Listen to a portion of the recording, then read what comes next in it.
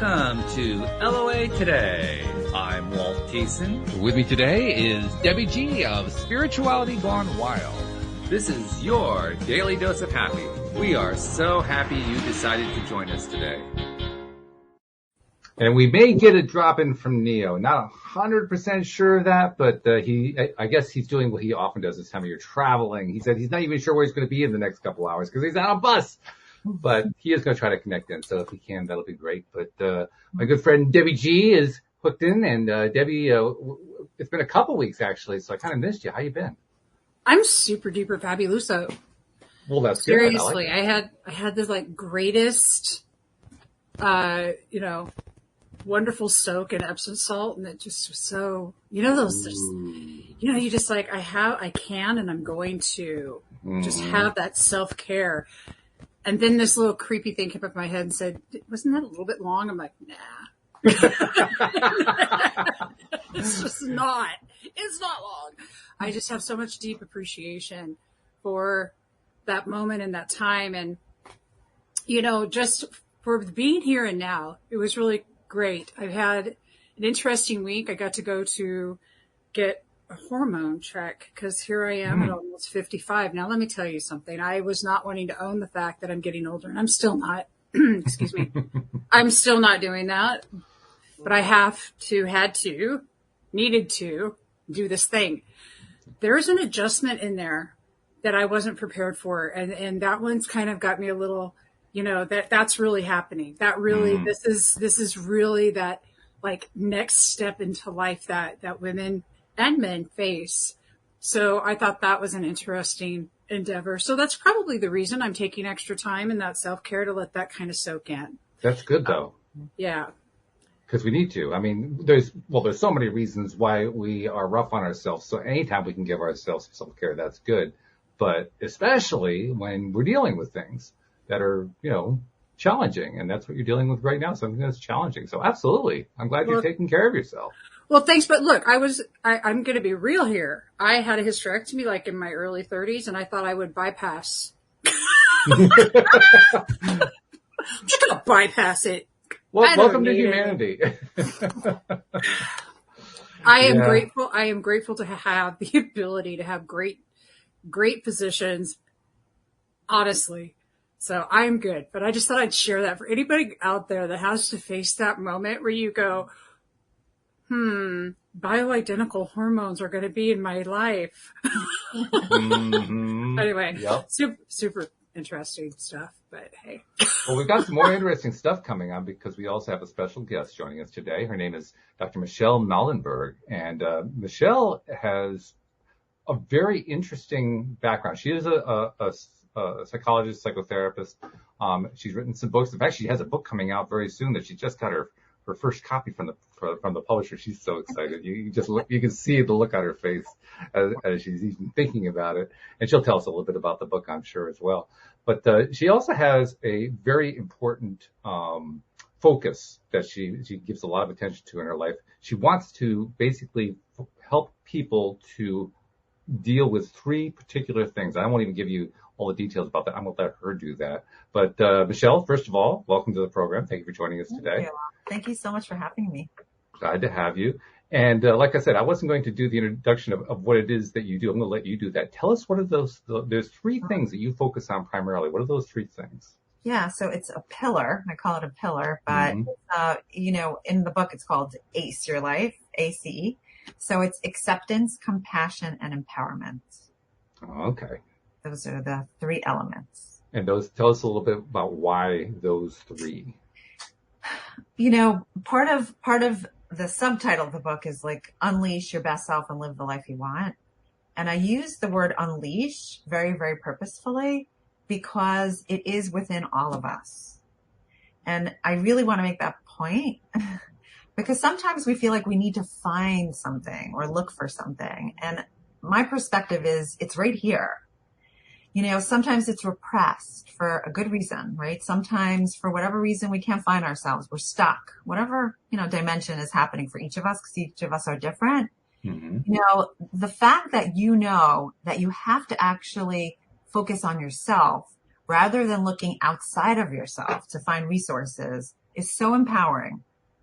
And when I tell people that, they're like, oh, right? Because in society, there's like all of these things you should be doing, right? To make improvements. Oh, yeah. Yeah. Right. And, when people hear, oh, this is actually something you need to, right? Even like, I'll just use an example. And my first book is on like kind of health and wellness, but this idea about losing weight, right? Or gaining health, right? We have all of these resources. If you go on the web, diets, right? And exercise regimens. We forget it, right? It's vast. So much It's so huge. Yeah, so much so that we get confused by it. There's so many like mixed messages, right? We could get so confused by it, what to eat, what not to eat, whatever.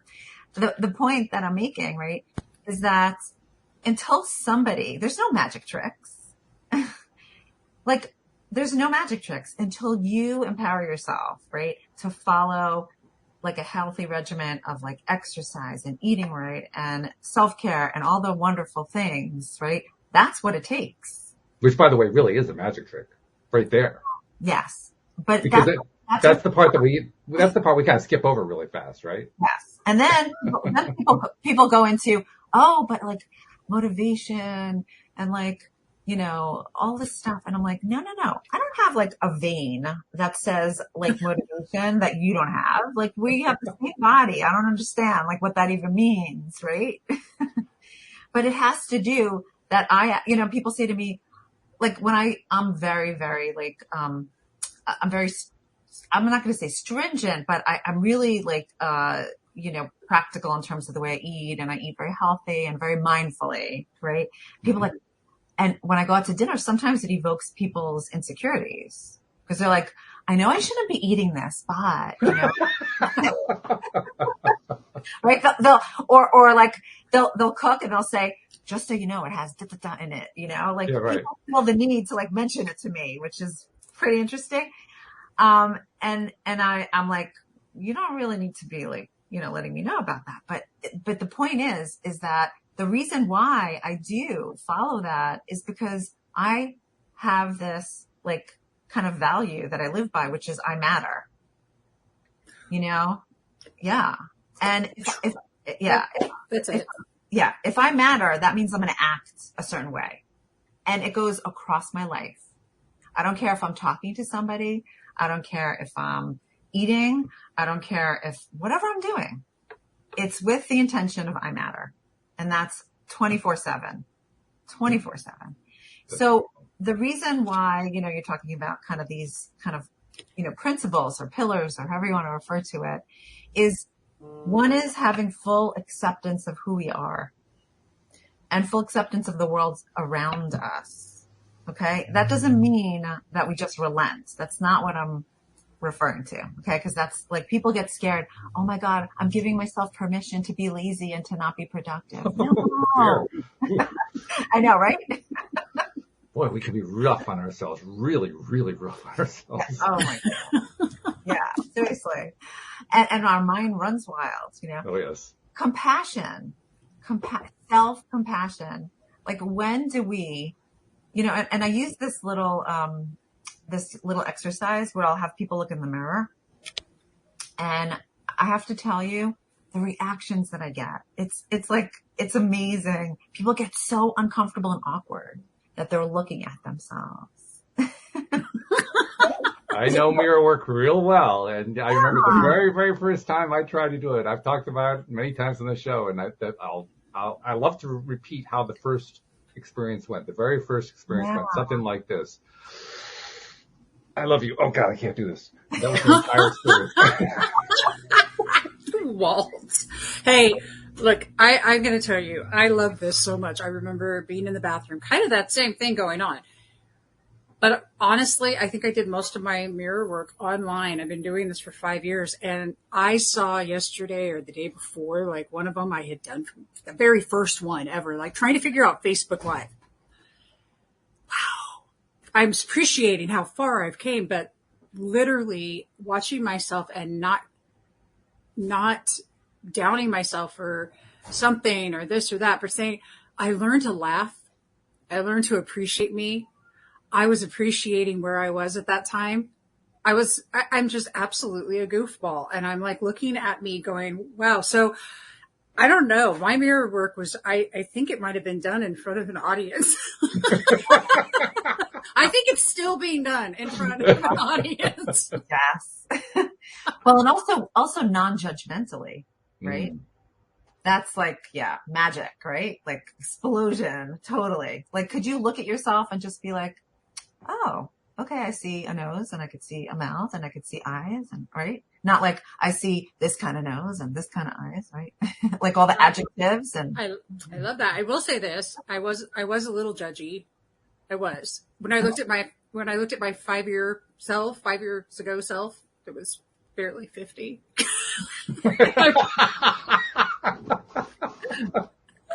That part. And I went, whew,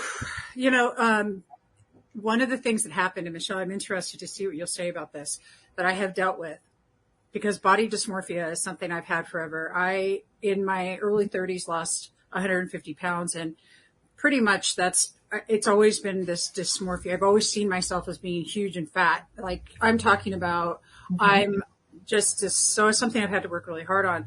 One of the things that's really hit me a lot is when I look at pictures of myself, even from 2 years ago, I just look and I go, why did I think I was fat? Mm. What was going on with me that I saw myself as this person that I'm not?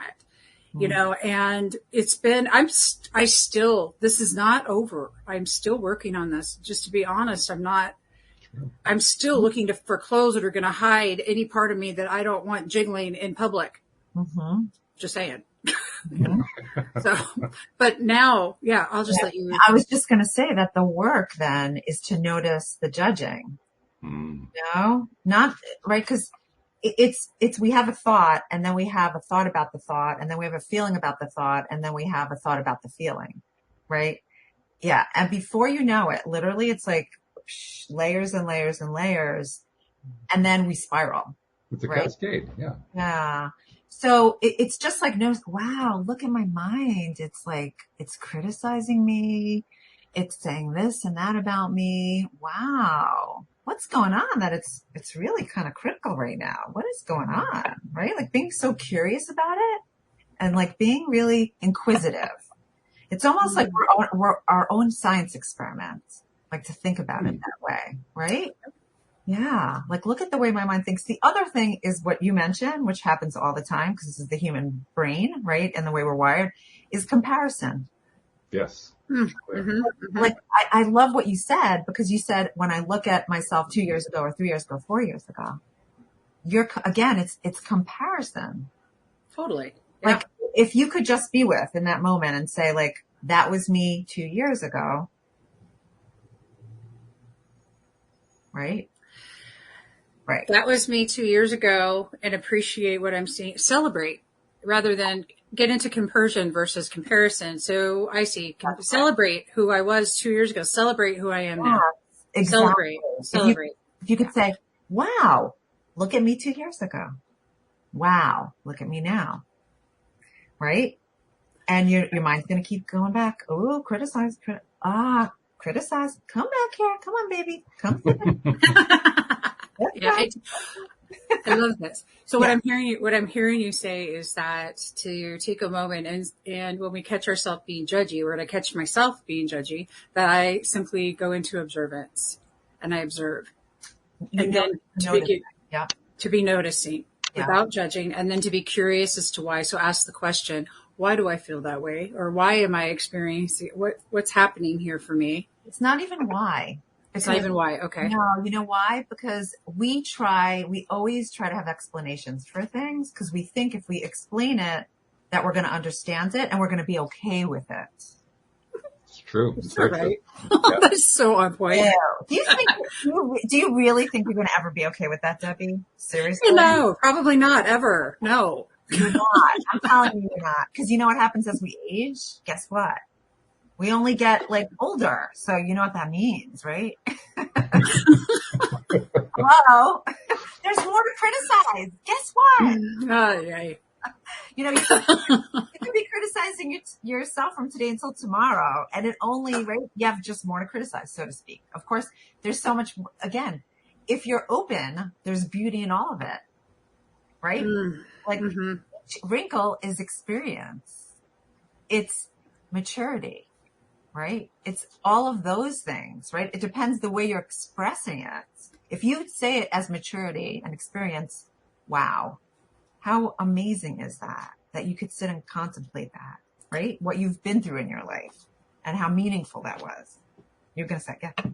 Oh, I'm listening to, I'm in agreement with you 100%. I love that alignment. Yeah. Think about it. So there was this sassy Grand that I followed on TikTok because I just think she was the most adorable thing. Recently, she transitioned. But I thought to myself a couple of times, you know, I'm going to be that lady that's just going to say whatever I'm going to say. And they're going to be like, isn't she cute?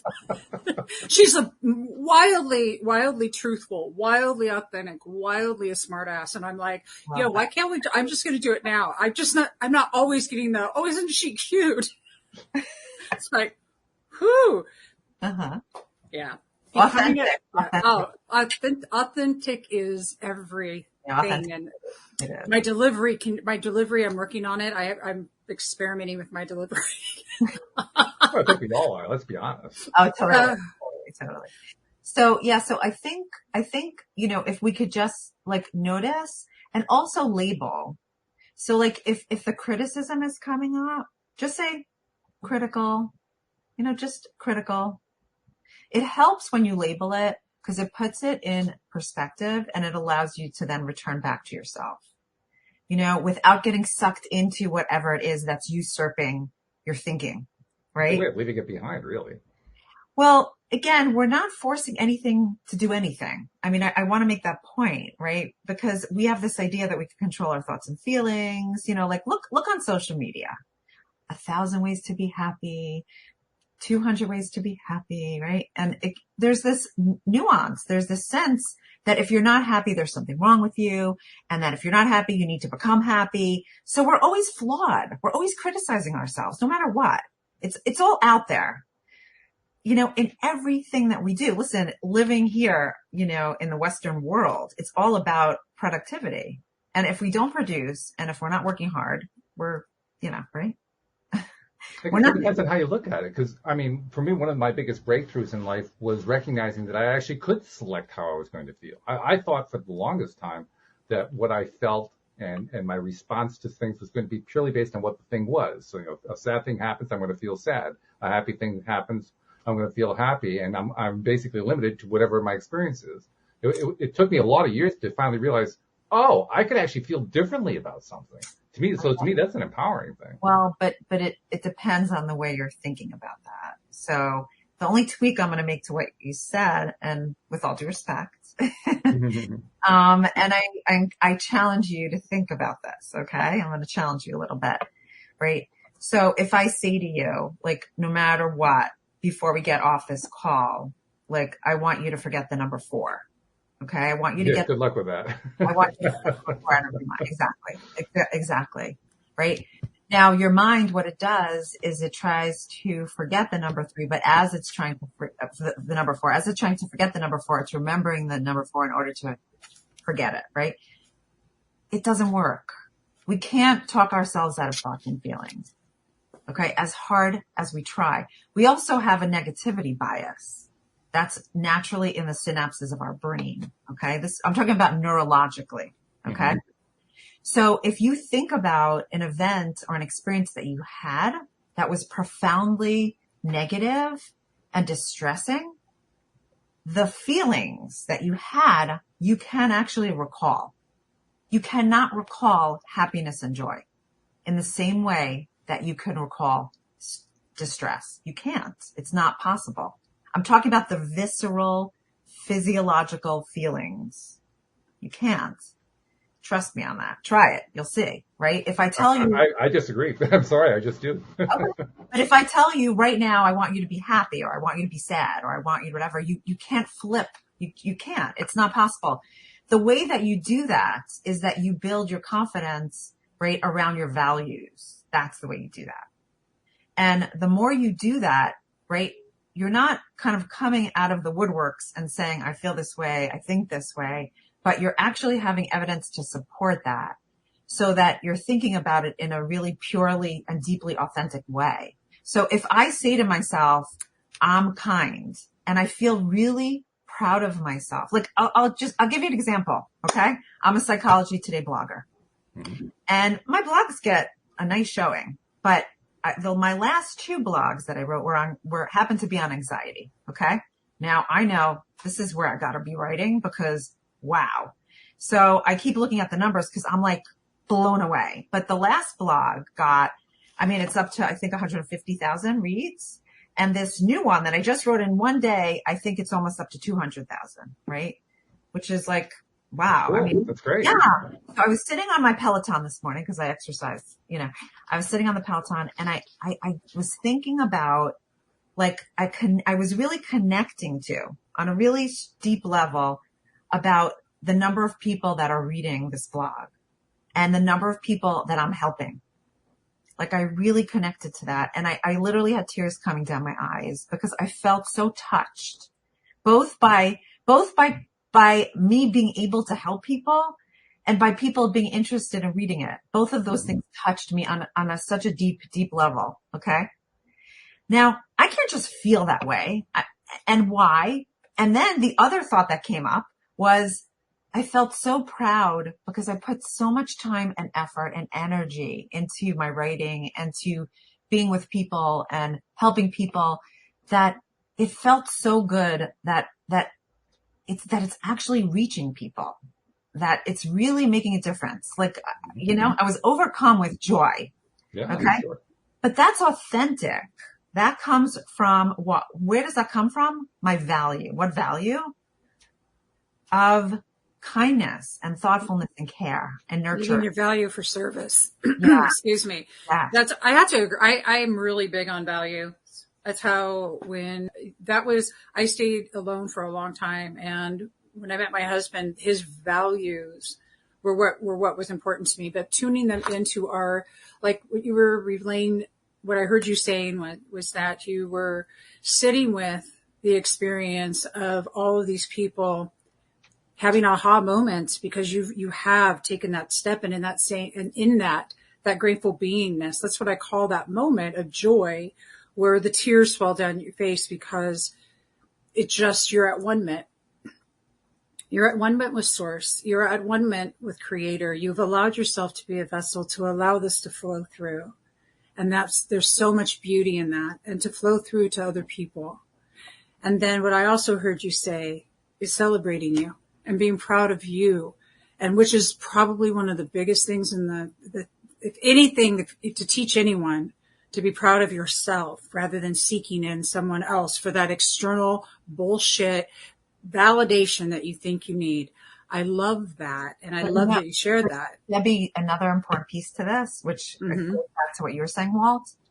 If somebody came over to me and said that I'm not thoughtful or not caring, I wouldn't believe them. Because it's not true. Well, but I wouldn't, my critical mind that's wired for criticism, neurologically, I'm talking about neurobiology, won't buy into that shit. It wouldn't. It's true. Yeah. It's true. Yeah. It's so true. Yeah. When we don't have that visceral connection to our authenticity, our feelings are fleeting. Our feelings are fleeting. They come and go. They ebb and flow. But that is such a profound kind of core because I work on it, because my feelings align with my values and the way I think about myself and the way I behave and everything that I do and on and on and on. You know what I mean? It's what I want to talk, breathe, So my point, is that thoughts and feelings are fleeting think about this. In one moment, like this is fascinating, right? In one moment, we could be at the grocery store. We could have a nice interaction or encounter with a person and feel connection. 2 seconds later, we could turn around and another person could be really nasty to us and we could have an angry, frustrated feeling and we could actually lash out on them and then have a negative feelings towards ourselves for lashing out on them. I'm just saying, in like 5 minutes, our feelings are, it could go. And it has so much to do with who we're interacting with, how we're thinking about ourselves. It has to do with if we got enough sleep, if we ate enough that day, if we're whatever. So that's what I'm saying. It's just so fleeting.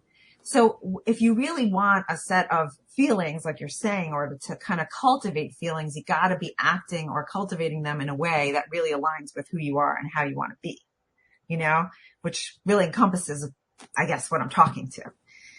Does that make more sense? I think I agree with that. I think I'd like to add a little bit to it. But I agree with the general outline that you presented there. The one thing I'd like to add to it is that what I learned was that it wouldn't really matter if somebody else told me to feel a certain way, because I wouldn't want to do it anyway. So really, that wasn't even part of the equation in terms of whether or not I could select what it was that I was feeling. It wasn't up to somebody else. It was up to me.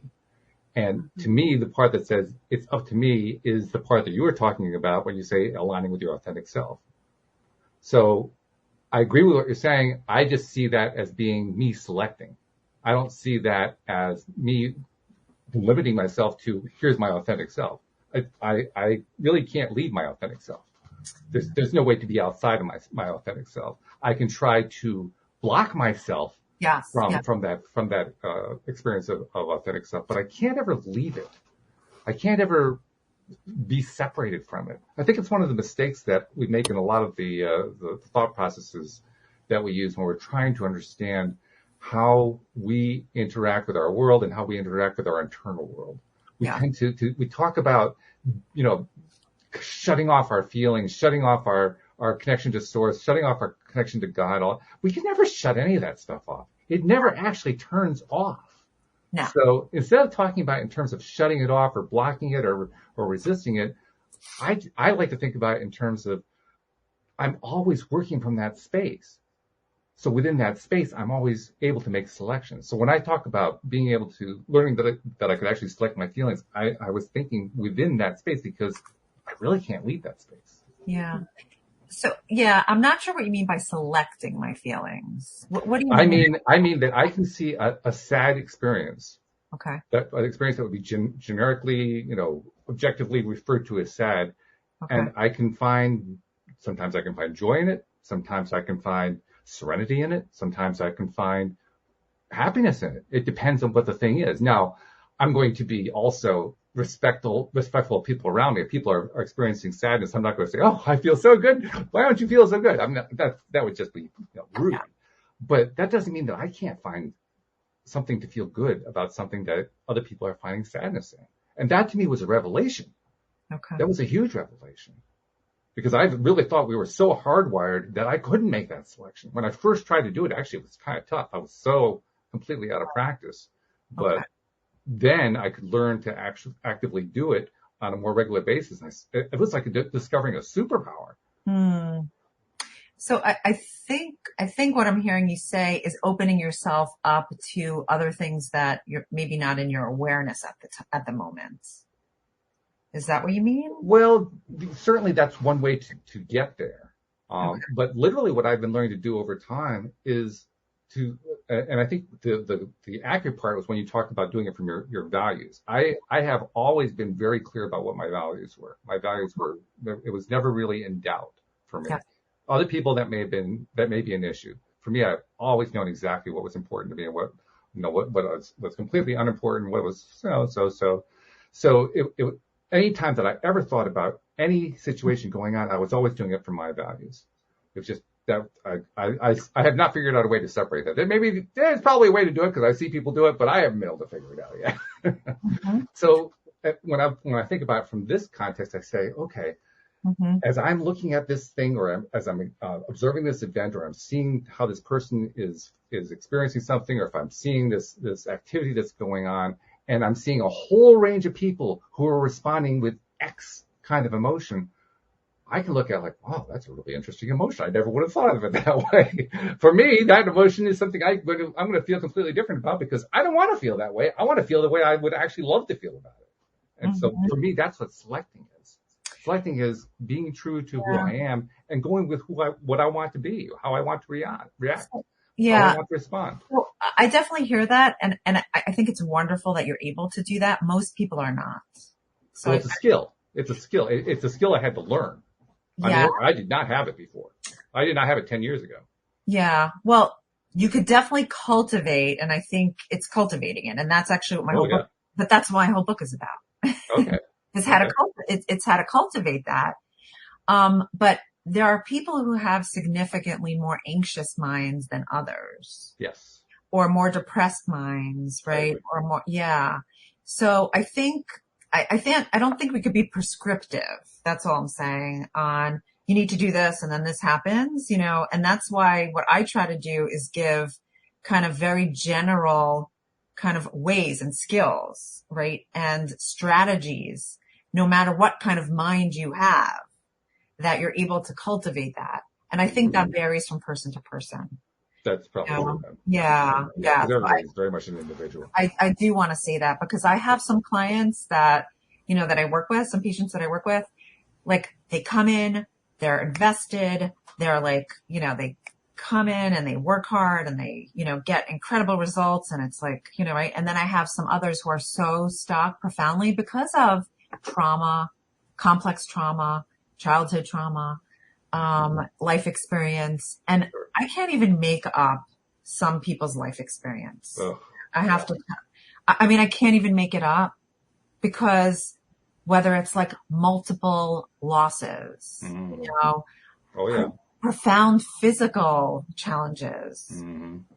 That has nothing to do, we have no control over these things.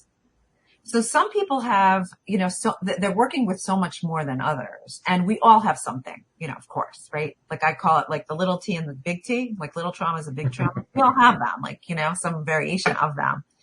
But I wish it were so easy, that we could just kind of flip our thoughts and feelings on like a light switch.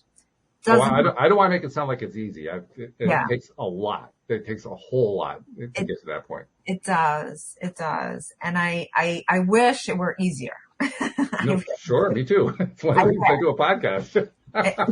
Exactly. Well, actually, what if it wasn't as hard as that? What if it was easier? And I've had a lot. Without your dark, you wouldn't know your spark. Yes. I've had it. You name it. Give me one.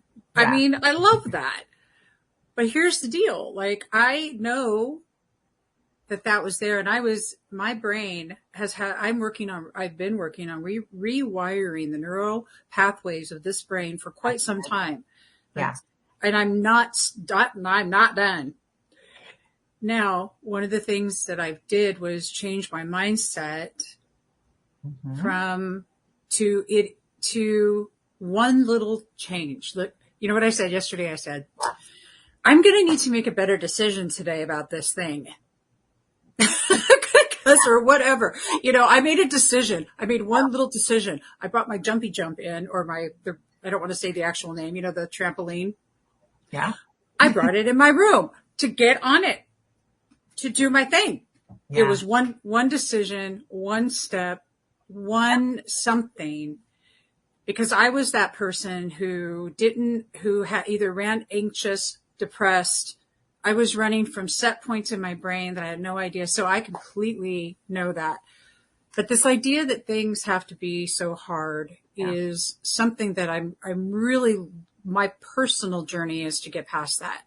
But I think that's what you're talking about in this book. I am. Well, as we're speaking, I wrote, I write these kind of I give like these little tiny like graphics of things that are like kind of quick and easy. And so when we were talking, I thought about this graphic that I put together that I feel like really speaks to everything we're talking about. And really focuses on mindset, but it's, people who live empowered lives, what they do, what their mindset is, right? And I'll just do that because just think about them and how profound they are. If you just even think about it, right? They accept and face adversity no matter how challenging. Yes. Right? They have a mission and purpose led by their values, right? Absolutely. We find meaning and opportunity for growth in challenging times. Yeah, that's right. They have a social support network and support others. They can self-regulate and control their impulses. They're able to improvise, right? Flexibility, right? they remain flexible, open, and aware, because the awareness, are open to deeper, more connected relationships, right? And seek out new experiences that enrich their lives. Right? That's good.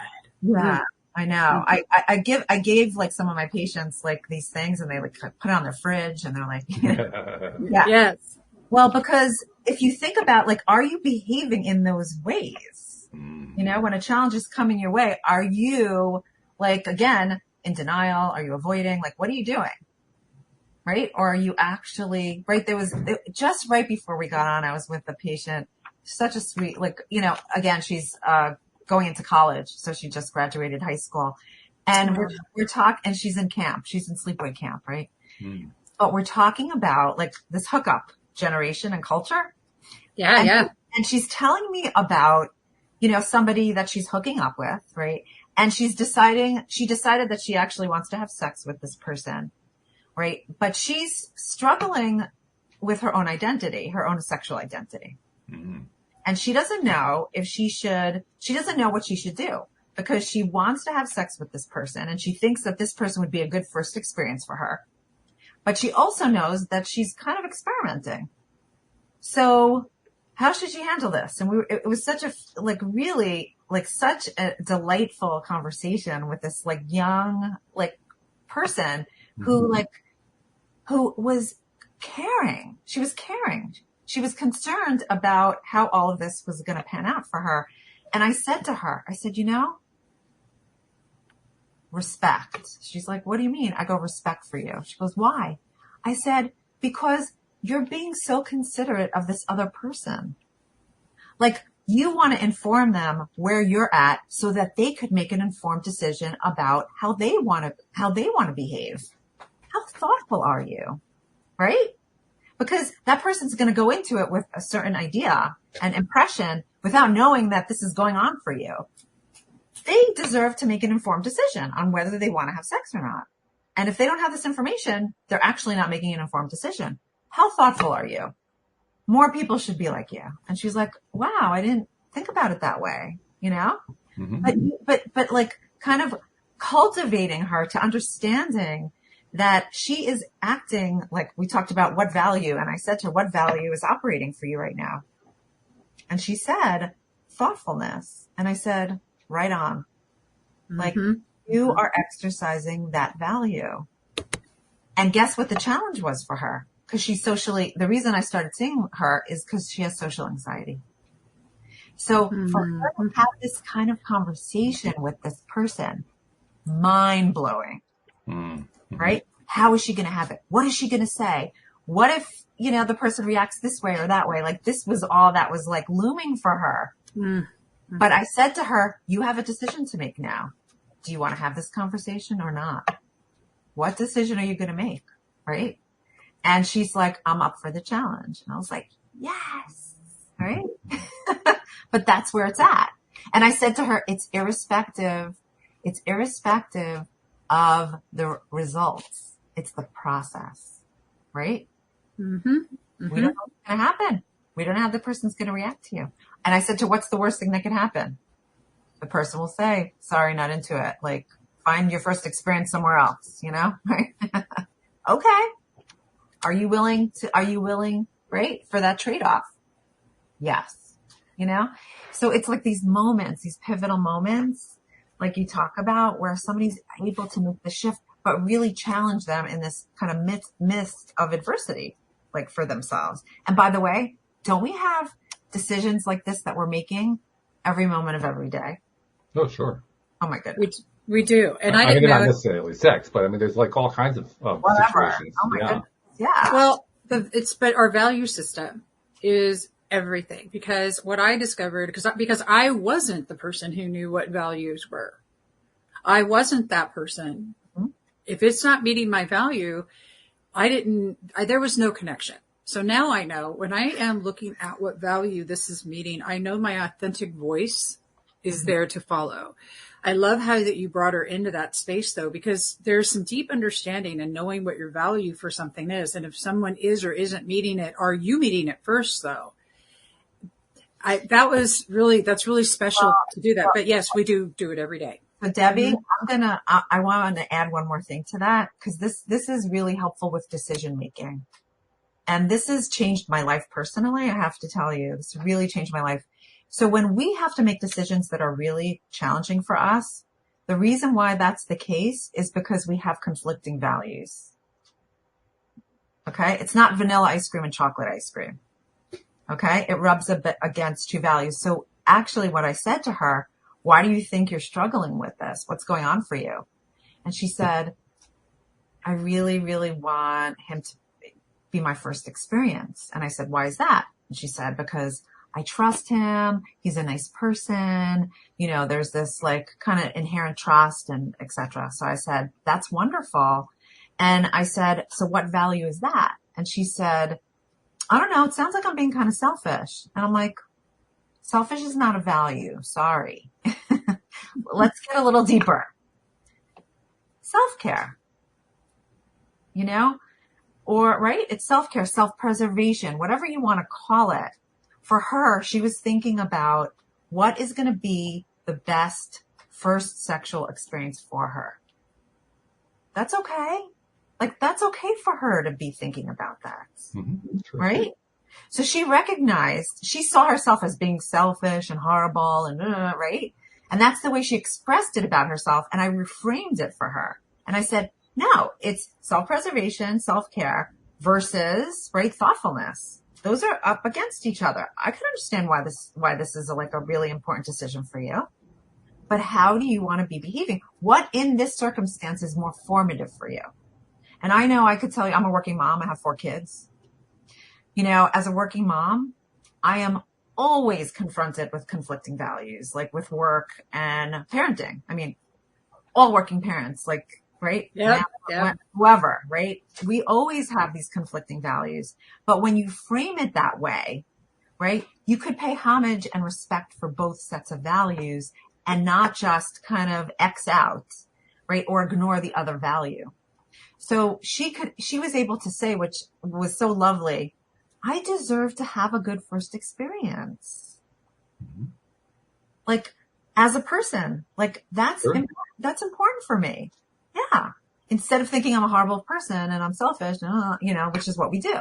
So that's a little bit of a, you know, I just want to stick that in there because I feel like that when we get into that spot, it really helps with our decision making when we kind of think about it in that mindset. It's really a differentiation between what you were calling earlier the critical mind mm-hmm. and what I'm calling the selective mind. Mm-hmm. And in clinical terms, we call it the wise mind. Wait, which one is the wise mind? The wise mind is the one that you the opposite of the critical mind. Okay. Yeah. Yes. I gotcha. Okay. Yeah. That's in dialectical behavioral therapy. They call it the wise mind. Okay. Well, take your word for it. You're the expert on that one. I have no clue. But to me, I just call it the selective mind because for me, that's where the selection comes in. That's where you get to decide. What is it? Yeah. I mean, is that wisdom? Well, yeah, I guess it is in a sense. But to me, it's more like this is me deciding what I want. And that's really, I think there are 2 generic areas that I like to think about when I think about what it takes for somebody to have the kind of life that they're wanting to have, to experience the kind of experiences they're wanting to have, and so forth. One is generically, broadly under the umbrella of self-confidence, self-esteem, self-worth. The other one is broadly social connectedness. You know, the friends, the contacts, the mentors, the coaches, all that kind of stuff. All in one great big package. And when I look at it from that perspective of those 2 pieces, the part that we've been spending a lot of time on right now is the first part, the self-confidence, self-love, self-worth part. And it's an important piece for a number of reasons, not the least of which because most of us don't really have a clear idea of how to build that. And I think it's what you're trying to do. You're trying to give people a framework to build that without beating themselves up every step along the way. Well, you know, again, in true mindfulness, what we're thinking or how we're thinking doesn't matter. You know, because we are going to beat ourselves up. We can't get rid of that. I mean, I think that's the point. It's irrespective. we give too much credence to our thoughts and feelings. What should we give credence to instead? Our values. It really comes down to that. Yeah, we give too much credence. Like I have, really do. Yeah, I gotta just yes. I have a sign on my door. I have a sign on my door, literally, that says, "Don't believe everything you think." No shit. I'm serious right now. It's so true.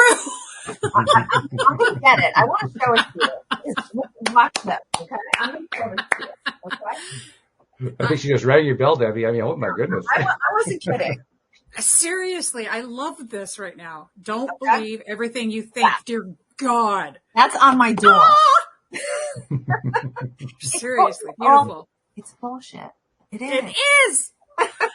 And I have to say, I've been getting into I do a lot of work on kind of, again, I teach a mindfulness class at NYU, and I'm very into kind of, our thoughts, feelings, etc. But I'm also getting very heavily into polyvagal theory. I don't know if you heard about it. No, I haven't. Tell me about this. Oh, fascinating. I'm telling you, I am so fascinated. I love neurobiology and like our kind of, cause I'm all about mind body, right?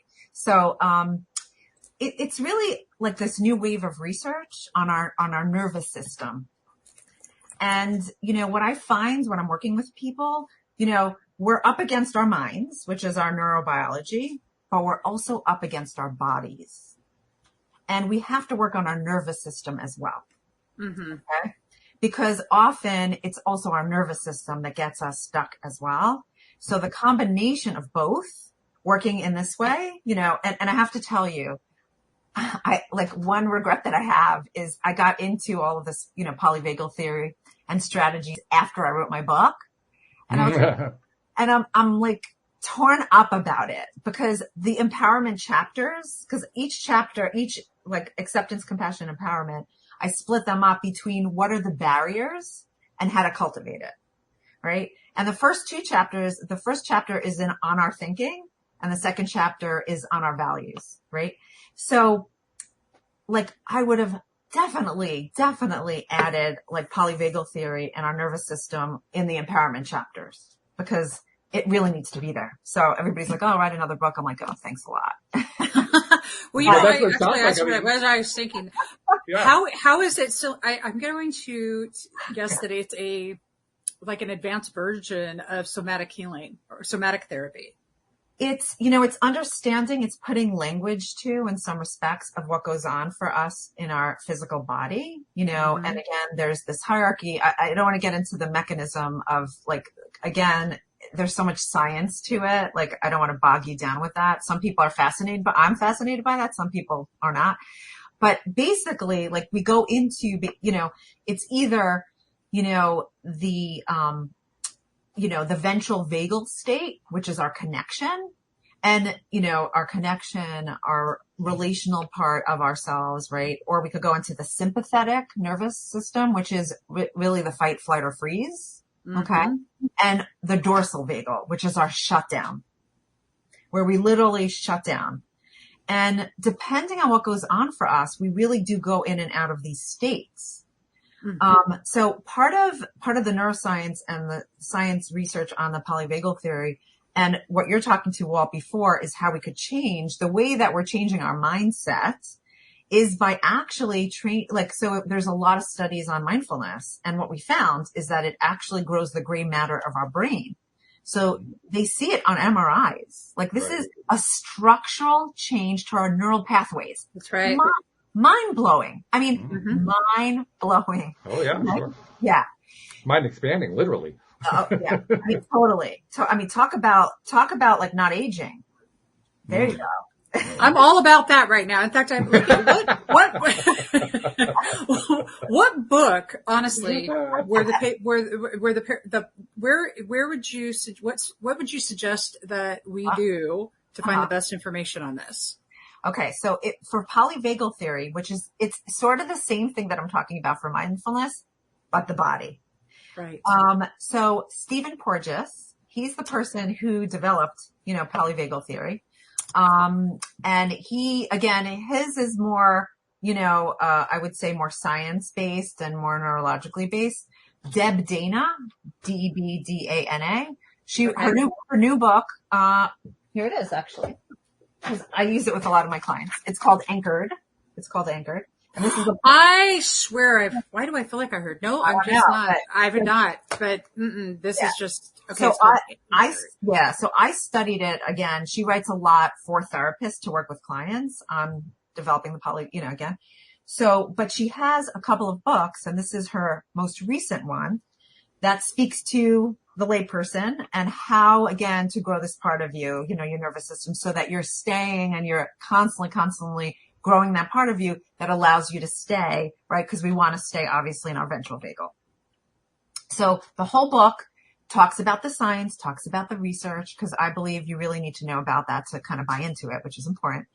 And then it gives very specific strategies and exercises on how to grow that part.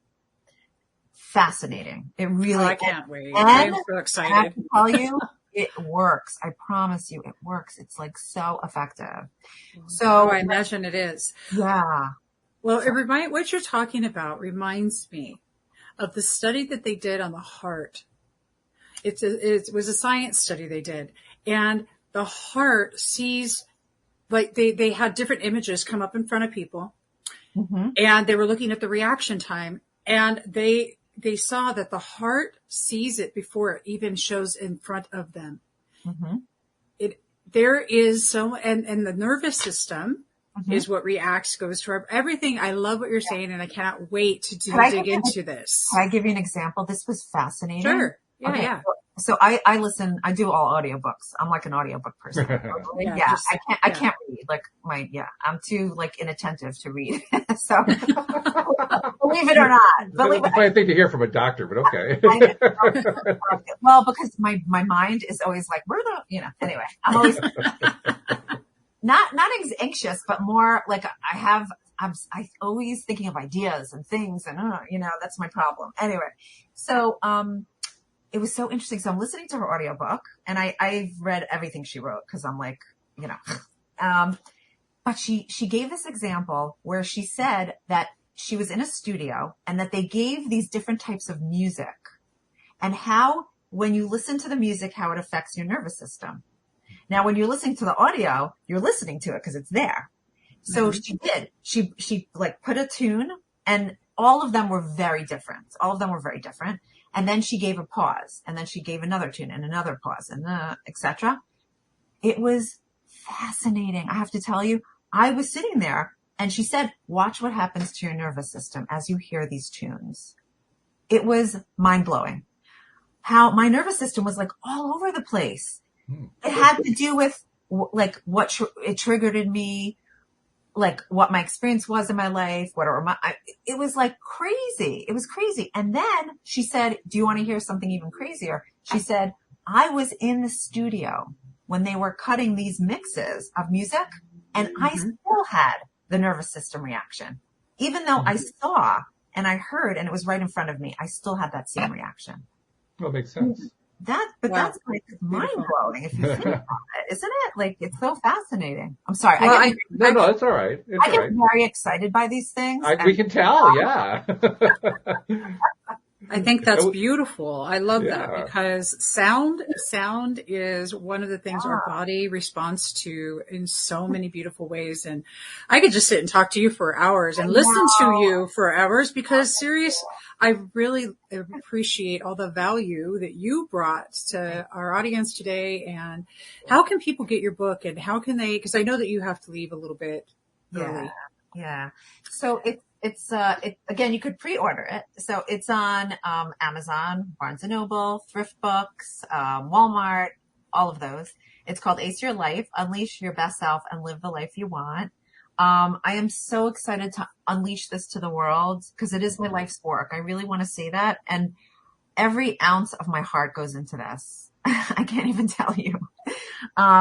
So I am so excited to publish it. And you could look at my website, which actually I'm launching a new website today as we speak. Oh, wow. Happening. You got a whole bunch of new things going on. Yeah. And I write all the time on my Psychology Today blog. I also have a foundation, which I also want to say, it's called Through My Eyes, THRU.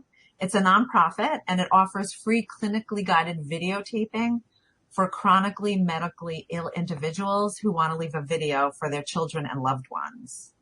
And That's really, beautiful. I'm really, really trying hard. I'm trying to restructure. So I'm really looking for people who are like interested in the mission and who really have, an investment in this mission.